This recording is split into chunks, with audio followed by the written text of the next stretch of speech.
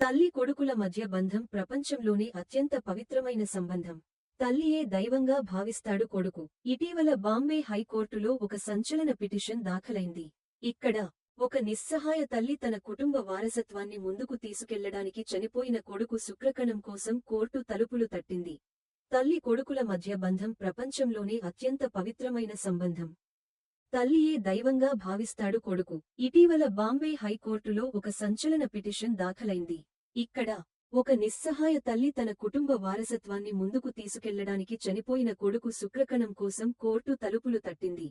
ఈ కేసులో నిర్ణయం తీసుకునే వరకు మరణించిన యువకుడి శుక్రకణాలను భద్రంగా ఉంచాలని బాంబే హైకోర్టు సంతానోత్పత్తి కేంద్రాన్ని ఆదేశించింది. పిటిషనర్ కుమారుడు క్యాన్సర్తో పోరాడుతూ మరణించాడు. అతను చనిపోకముందు తన శుక్రకణాలను స్తంభింపజేసి శుక్రకణ బ్యాంకులో నిల్వ చేశాడు. కానీ కొడుకు మరణం తర్వాత సంతానోత్పత్తి కేంద్రం అతని తల్లికి వీర్యం ఇవ్వడానికి నిరాకరించింది. ఇలాంటి పరిస్థితిలో కొడుకు తల్లి కోర్టు తలుపు తట్టింది. జస్టిస్ మనీష్ పిటాలే నేతృత్వంలోని బాంబే హైకోర్టు ధర్మాసనం ముందుకు ఈ పిటిషన్ విచారణకు వచ్చింది.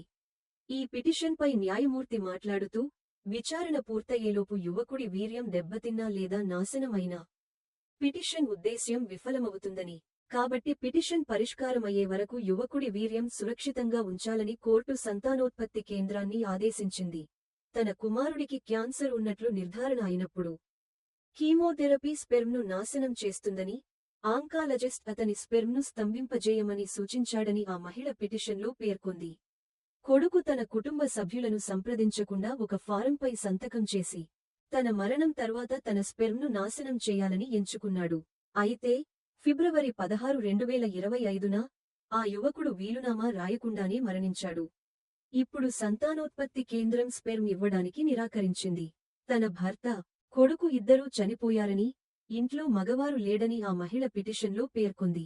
అటువంటి పరిస్థితిలో తన కొడుకు వీర్యంతో కుటుంబ వంశాన్ని ముందుకు తీసుకెళ్లాలని కోరుకుంటున్నట్లు ఆమె పేర్కొంది. ఈ నేపథ్యంలోనే వీర్యాన్ని గుజరాత్కు చెందిన ఐవీఎఫ్ సెంటర్కు తరలించాలని ఆ తల్లి హైకోర్టును ఆశ్రయించింది.